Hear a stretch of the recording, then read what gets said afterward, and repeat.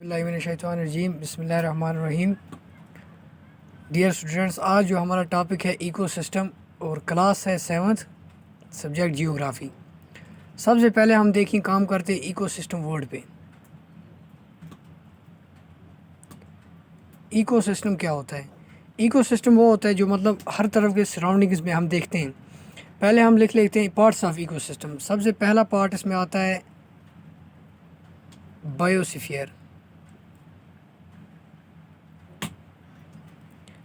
दूसरा आता है हाइड्रोस्फीयर,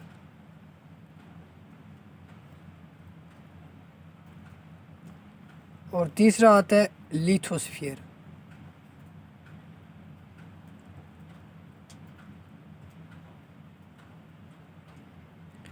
जब ये तीन कंपोनेंट मिल जाएं तो ये क्या बनाते हैं? इकोसिस्टम।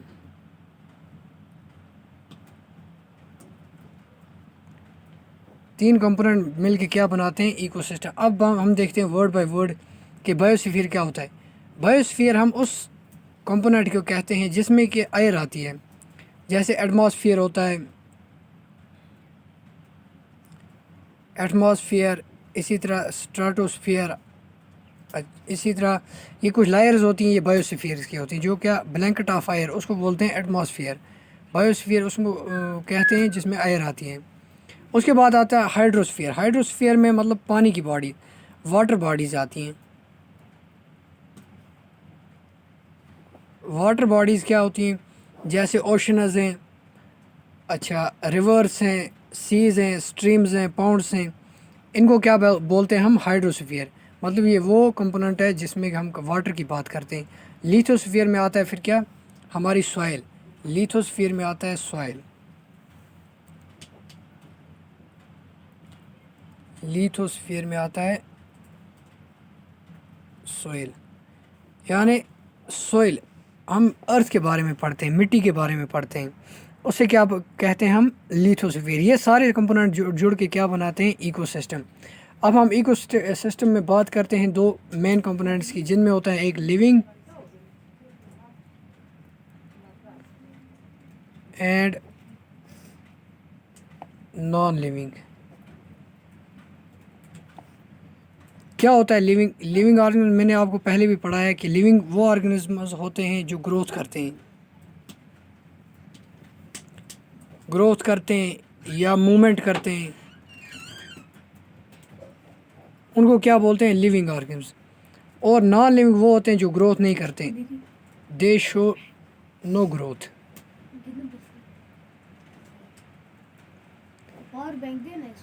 इसको क्या कहते हैं? Living and non living things. ये किसके मेन कंपोनेंट है? इकोसिस्टम के।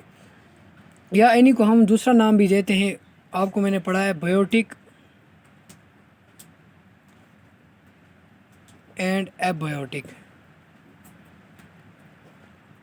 ये इनका क्या है? दूसरा नाम है। बायोटिक और एबायोटिक किसका नाम है? Living and non living things का। ये सारा किस में हम पढ़ते हैं? इकोसिस्टम में। फिर हम आते हैं इकोसिस्टम में। अब जो नेकेड आई से नहीं देखे जाते उनको कहते हैं क्या? Micro organisms.